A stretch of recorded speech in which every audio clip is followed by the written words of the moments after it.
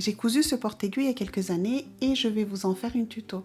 Je le trouve bien pratique car il permet de ranger les aiguilles qui serviront encore et reconnaître l'aiguille sur la machine. Bien organisé par type d'aiguille, par taille et pour chaque machine. Par exemple, je sais qu'actuellement sur ma deuxième machine, j'ai une aiguille jean 90. Elle est représentée ici par une épingle. Et je vais la changer par une aiguille standard 80. Car hormis les aiguilles Schmetz, identifiables par leur code couleur, j'ai du mal à lire les caractéristiques sur l'aiguille et je pense que c'est le cas aussi de beaucoup d'entre nous. Pour rappel, les fabricants disent que les aiguilles sont à changer tous les 6 à 8 heures de couture. Personnellement, je n'arrive pas à m'y retrouver. Je change quand c'est émoussé, courbé ou tout bêtement quand ça coud mal. Bonjour, je m'appelle Fanou et bienvenue sur Oliab. Nous allons organiser le projet en 3 étapes. D'abord, nous allons coudre tout l'extérieur, puis l'intérieur. Et ensuite, on assemble les 2 épaisseurs ensemble.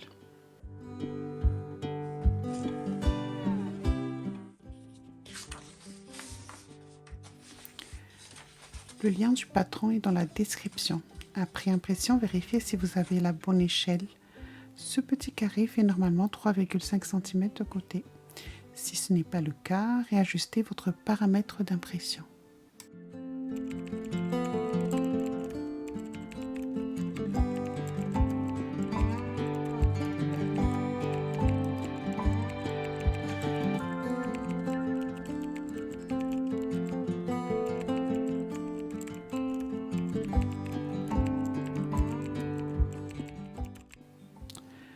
Vu la taille de chaque pièce, ce projet peut être fait avec des chutes de tissu. Petite astuce pour reconnaître le droit fil sur les chutes de tissu chaîne et trame, donc sans élasticité. Quand vous n'avez plus les lisières pour se repérer, il suffit de tirer dans les 2 sens. Le sens qui manifeste le plus de résistance est le sens du droit fil.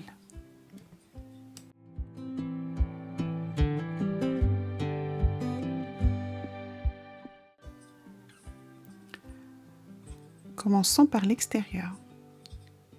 Toutes les coutures de ce projet ont 1 cm de marge. Soyez particulièrement précise avec ces petits carrés pour avoir un joli patchwork.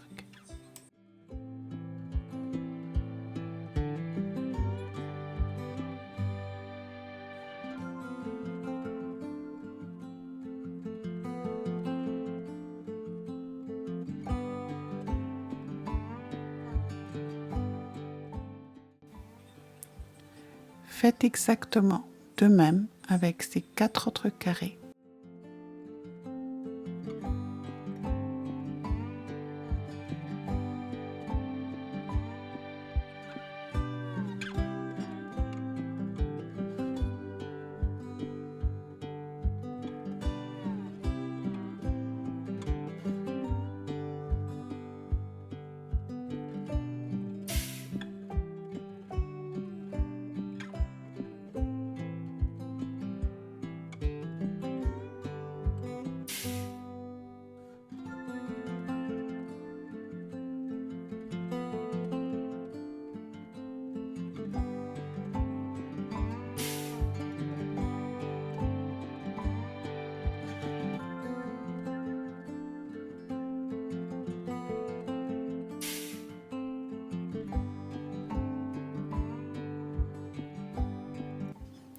Voilà, notre partie extérieure est finie.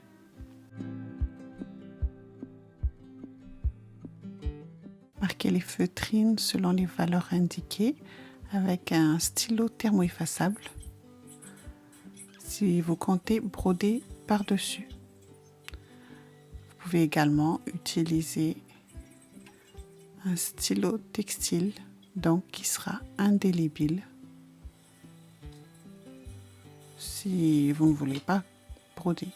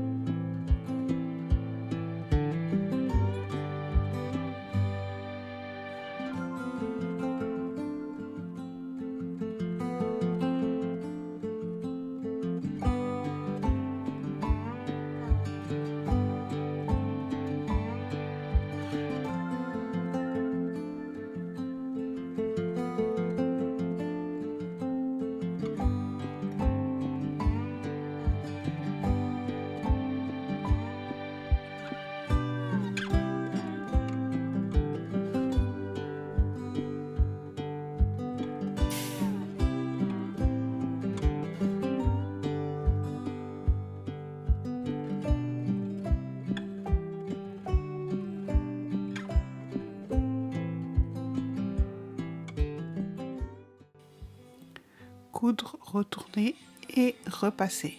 J'ai oublié de filmer.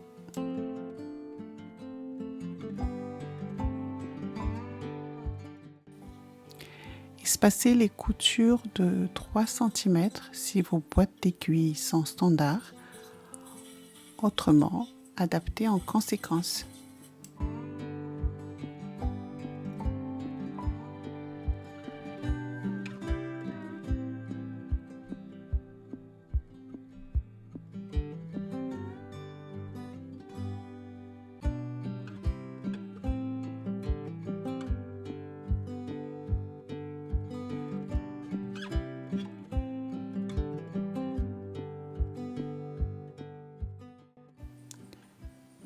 La face la plus rugueuse de la vliseline est celle qui contient de la colle. Donc c'est elle qui est à poser contre le tissu. J'utilise régulièrement ces papiers cuissons pour repasser, pour éviter les accidents. Vérifiez les coins si c'est bien collé, sinon recommencez.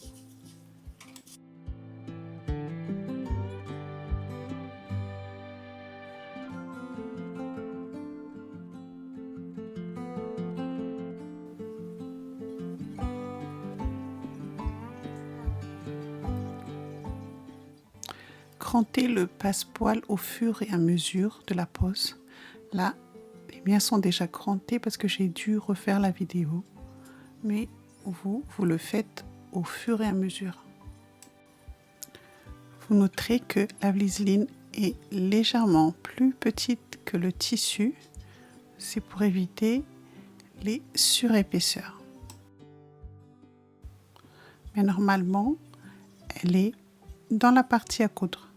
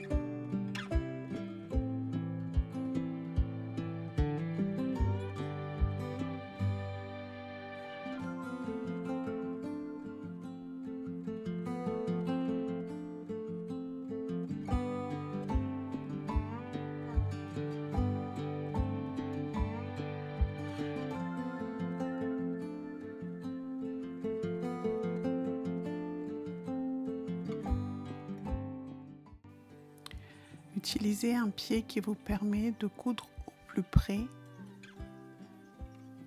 du passepoil. C'est très important pour avoir une jolie finition. Là par exemple, je n'ai pas été très précise car j'étais gênée par le caméra et ça se voit à la fin.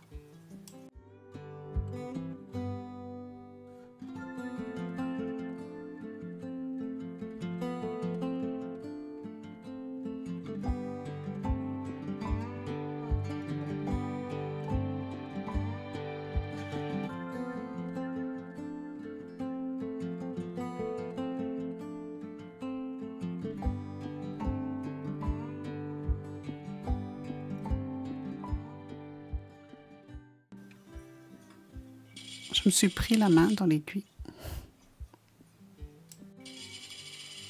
Faites attention avec ce type de pied. Un accident est vite arrivé.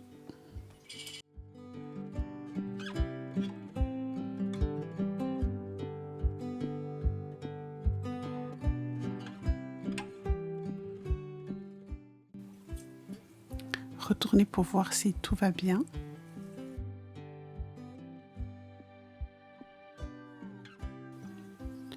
C'est moyen comparé à celui que j'ai fait il y a quelques années. Mais c'est surtout dû au fait que je ne peux pas m'approcher de la machine à cause du caméra et du pied de caméra. Si nécessaire, vous pouvez cranter comme là pour enlever les épaisseurs. Vous voyez comme ici par exemple, quand vous n'êtes pas assez près du passepoil, la couture du passepoil se voit, c'est un peu décalé comme ça.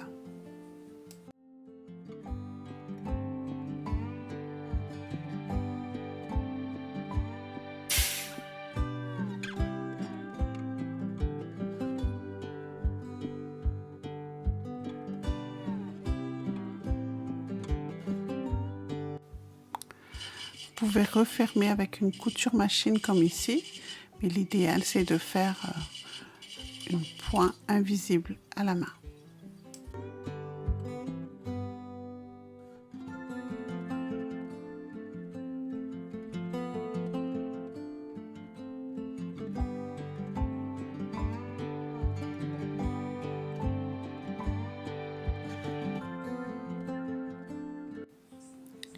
Nous avons fini la couture. Normalement, c'est le moment de marquer avec les types d'aiguilles, les tailles d'aiguilles et les différentes machines. Mais je ne vais pas le faire puisque je vais offrir cette range d'aiguilles.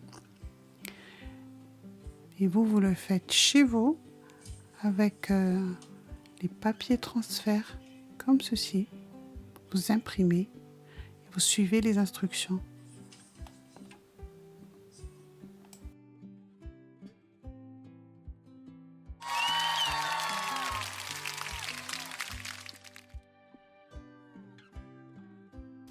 Voilà, notre vidéo tuto du jour est finie. Nous sommes sur une chaîne créative et chrétienne et j'ai un mot d'encouragement pour vous. Si ça vous intéresse, restez, c'est dans 1 minute. Sinon, je vous dis à bientôt dans une nouvelle vidéo.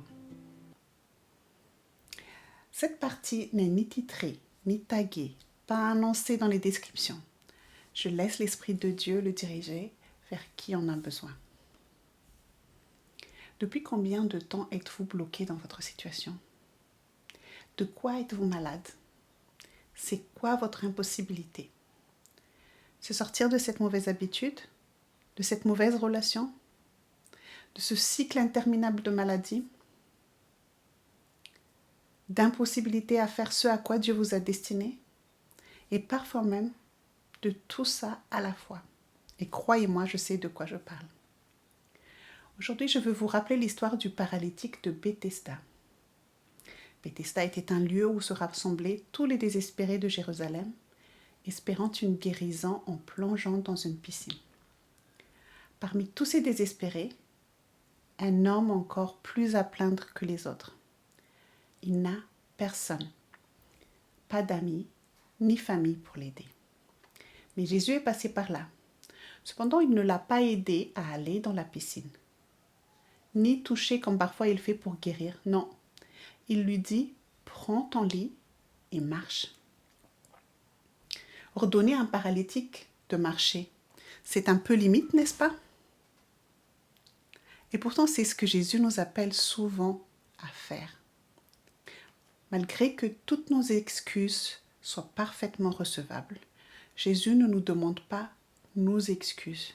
Il attend une action, un pas de foi de notre part.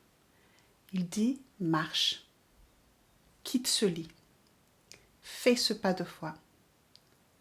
Et sur sa parole, fais-le. Ce jour-là, comme les autres jours, une foule de malades est amassée à Bethesda. mais Jésus s'est adressé à cet homme. Aujourd'hui là dehors, le monde entier a des problèmes, des impossibilités, mais c'est à vous que Dieu s'adresse. Il dit « marche ». Cet homme aurait-il été guéri s'il l'avait fait uniquement avec sa seule force? Je ne pense pas. Mais sur la parole du Seigneur, oui, à 100%.